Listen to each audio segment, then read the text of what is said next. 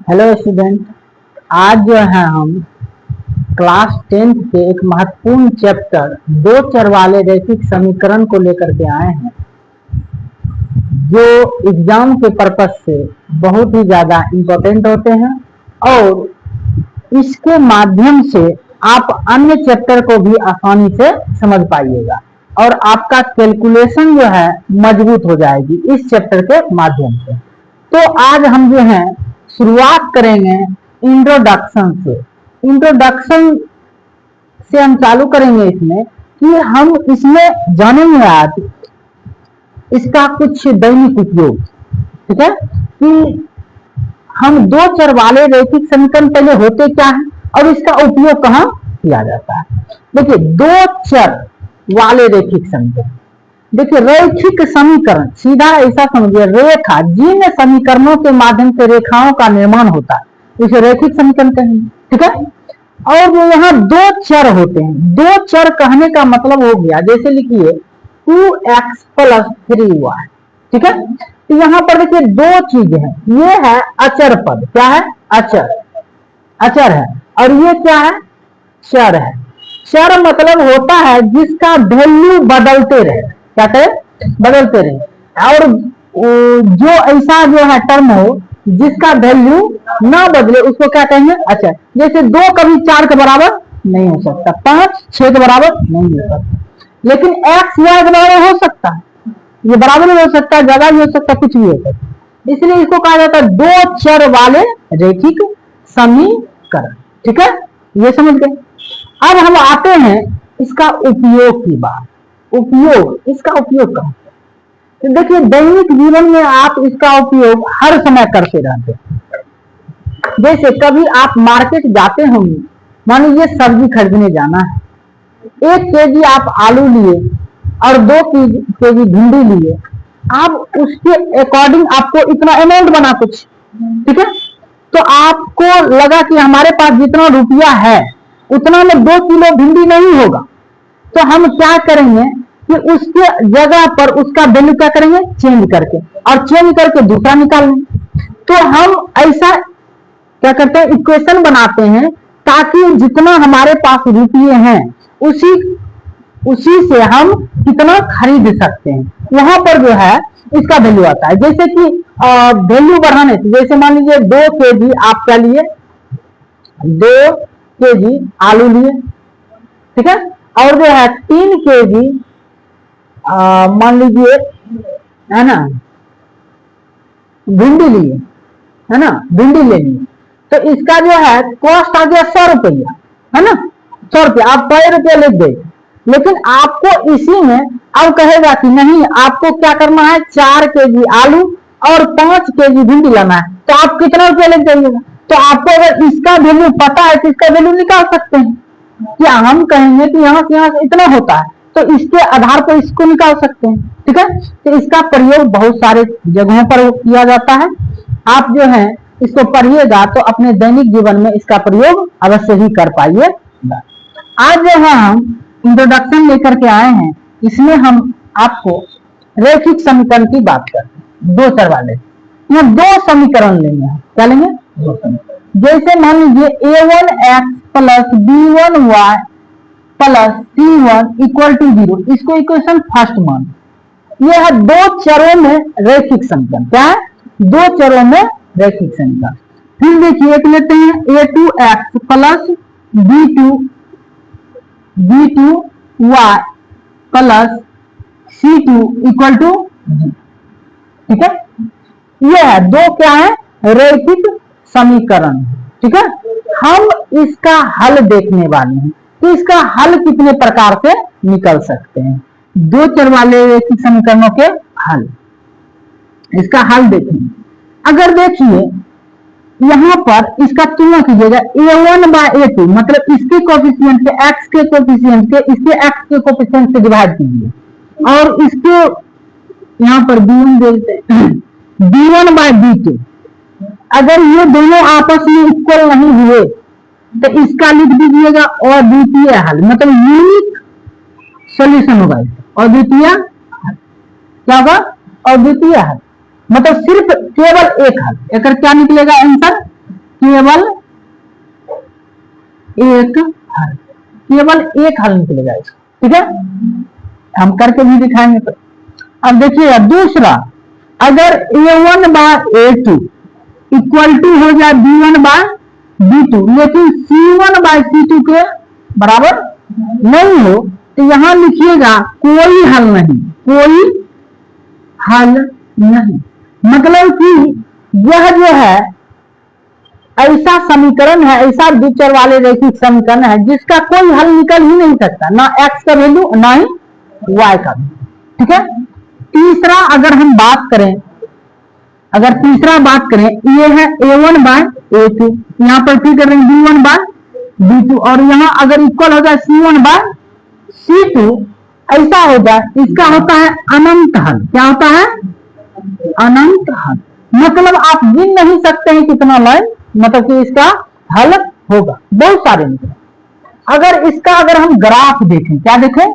Graph, इसकी भी चर्चा कर लेते हैं। ग्राफ, अगर हम ग्राफ खींचते हैं इसका, तो इसका देखिएगा किसी एक पॉइंट पर कटेगा, ऐसा क्या होगा? प्रतिच्छेदी रेखा बनेगा। क्या बनेगा? प्रतिच्छेदी। क्या बनेगा? प्रतिच्छेदी। ठीक है, दो लाइन बनेंगे और दोनों लाइन एक दूसरे को क्या करेंगे? कट करेंगे। यहां पर क्या होगा कि दोनों लाइन पैरेलल चल जाएंगे, कभी कटवी नहीं करेगा।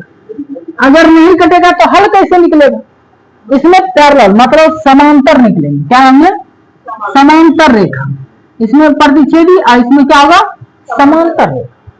अगर बात किया जाए इसका A1 बाय A2 बराबर B1 by B2 equal to C1 by C2 अनंत हल, तो इसमें क्या होता है कि मान लीजिए एक लाइन ये है A का, और इसी पर एक दूसरा लाइन है B। मान लीजिए A लाइन था, इसी पर एक दूसरा लाइन B जा रहा है, दोनों क्या हो गए? समपाती। इसको क्या बोलते हैं? समपाती।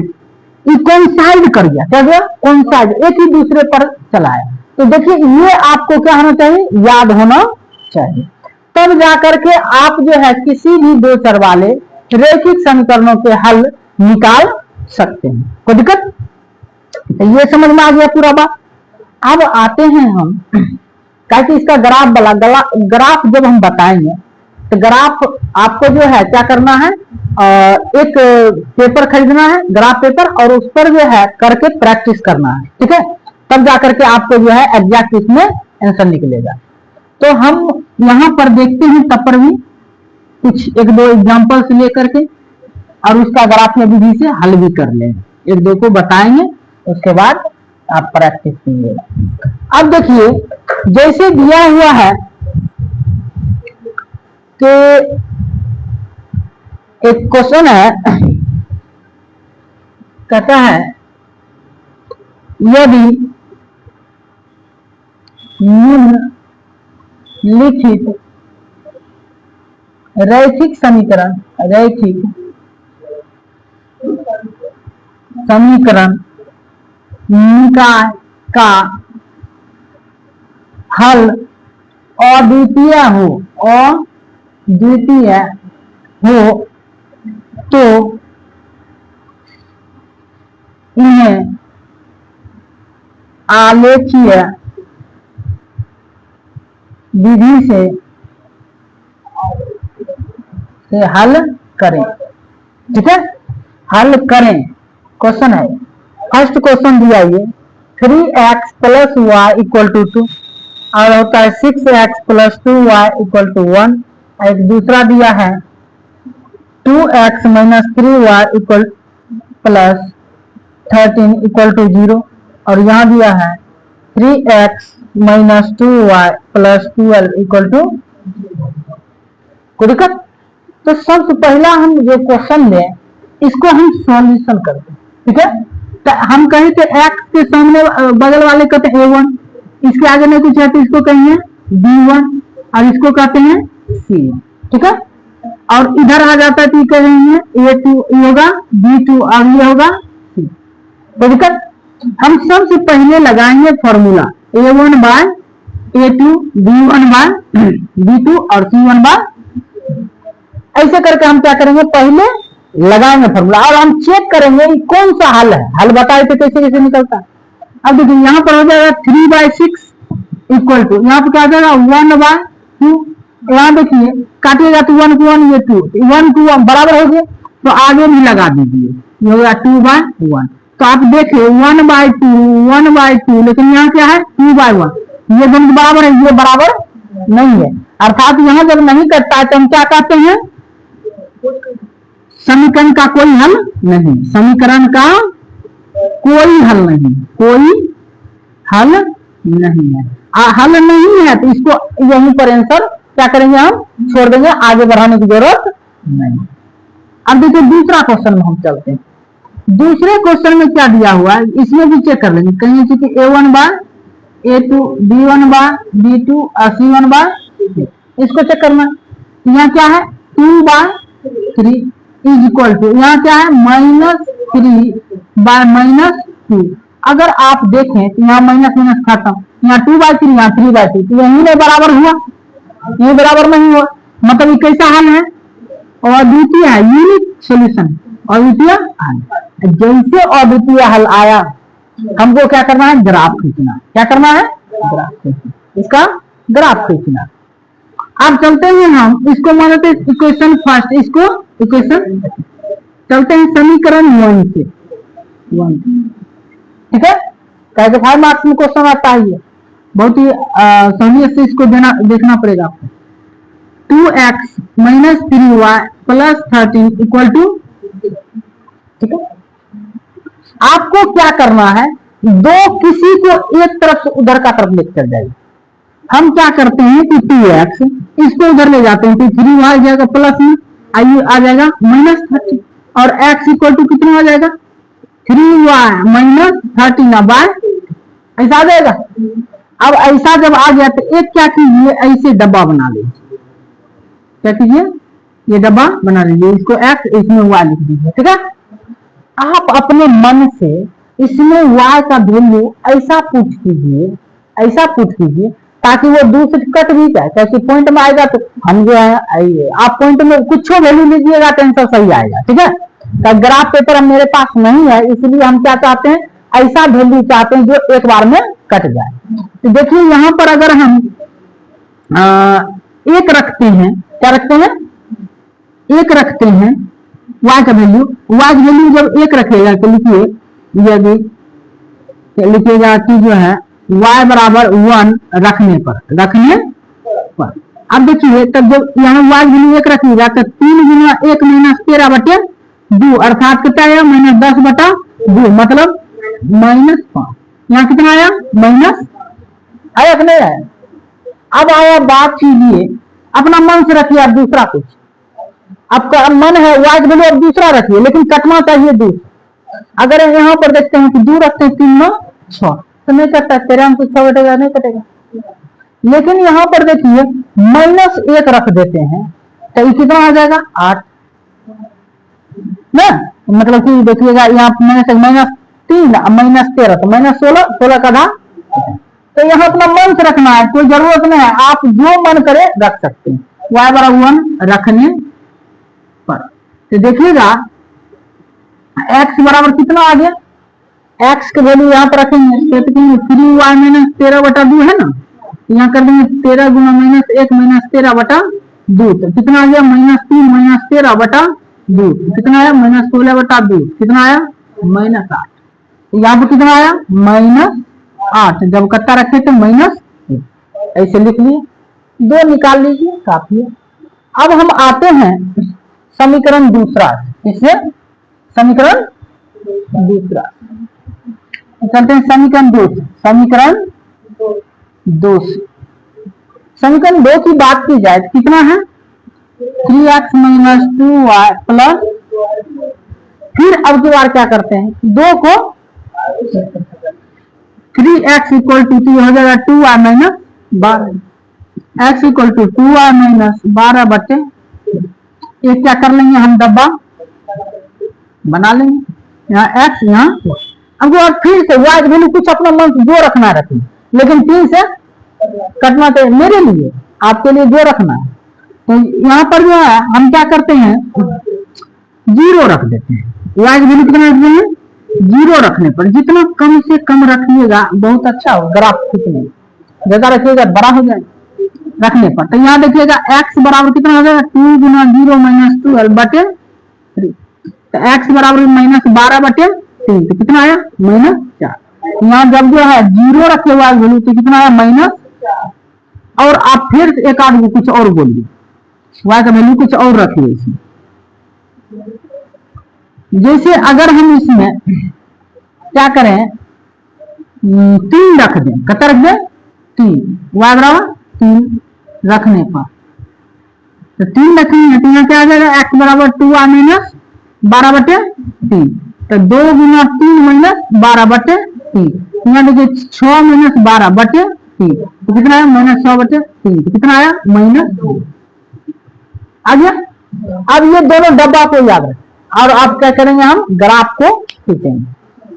तो इधर हम लिखे, इसको मिटा दें, एक डब्बा को जो है हम यहाँ लिख लेते हैं। यह है समीकरण 1 वाला का, और एक डब्बा ले लेते हैं, यहाँ पर है समीकरण 2 वाला, x और y। ये कितना कितना है? यहाँ है 0 -4 और यहाँ है 2 और यह है, ठीक है। ये लिख लिए, इसको मिटाते हैं तब ग्राफ खींचते हैं। हम इसलिए रखें कि देखिए हम मेरा जो है डिजिट भी कम आना चाहिए और ये भी आना चाहिए। अब देखिए यहाँ पर हम क्या करते हैं? एक्स वाई एक्सिस x ये होता है x डैश, ये होता है y और ये होता है y, ठीक है। यहाँ पे लिखते हैं 1 2 3 4 5 6, इधर लिखते हैं -1 -2 -3 -4 -5 -6 -7 -8, इधर आ जाएगा -1 -2 -3 -4 -5 -6 -7 -8, इधर आ जाएगा 1 2 3 4 5 6 7 और कितना आया? तो दिक्कत चलिए, बहुत अच्छा। अब हम क्या करते हैं? इसको प्लॉट करते हैं। प्लॉट करने के लिए हम लोग सिखा चुके हैं। x की वैल्यू कितना है? पहले -5, तो x पर जाना है -5, और उसके बाद कितना है? y वैल्यू 1, तो 1 पर जाना है, तो 1 इसके सामने है ना, ये बिंदु मान लीजिए a हुआ, कितना हुआ? a, तो a का वैल्यू कितना है? -5 और 1, ठीक है। अब दूसरा लेते हैं, कितना है? -8 और -1, 8 और -1, यहाँ चला गया नीचे में, -1 के सामने यहाँ आएगा, ये आ जाएगा b मान लेते हैं, इसका है -8 -1, ठीक है। अब इस दोनों लाइन दोनों पॉइंट को मिला दीजिएगा, स्केल रख के क्या कीजिएगा? मिला दीजिएगा, ऐसे लाइन क्या कीजिए? ऐसे मिला दीजिए, इसको आगे जहां गए मिला दीजिए, ठीक है। ऐसा हो गया, ए और बी पॉइंट मिल गया आपको, कोई दिक्कत? अब देखिए, अब चलिए डब्बा नंबर 2 पर क्या है? ये x को -4 और 0, देखिए -4 और 0, तो 0 ये आ जाएगा, इसको ले लेते हैं c, तो ये हो गया -4 और 0, और क्या है ये? -2 और 3, -2 और कहां पर? 3 पर, तो ये इसके सामने यहाँ आ जाएगा, तो ये d पॉइंट है, और क्या है? -2 और 3। अब इस दोनों लाइन को मिलाइए, क्या कीजिए? दोनों पॉइंट को क्या कीजिए? मिलाना, और ऐसे कटेगा कि नहीं कटेगा? अब जहां कटेगा वहीं पर इसका हल निकलेगा, ठीक है। हम ग्राफ नहीं खींचे हैं, इसलिए हो सकता है थोड़ा सा इधर उधर हो जाए, लेकिन नहीं तो ऐसे करके लाइन खींचना है, प्रोसेस यही होता है, ठीक है। आप ग्राफ खींचने के लिए इसी ढंग का प्रयोग कीजिएगा, इसी विधि का प्रयोग करके आप क्या कर सकते हैं? 5 मार्क्स गेन कर सकते हैं एग्जाम में, ठीक है। तो ये होता है आपका ग्राफीय विधि से हल, ठीक है। तो ये आशा करते हैं ये सभी चीज समझ में आए होंगे। अब जो है कुछ दो रैखिक समीकरणों के जो हल निकलते हैं वो किस विधि से निकलते हैं उसके बारे में जो है आगे वीडियो में चर्चा करेंगे। धन्यवाद।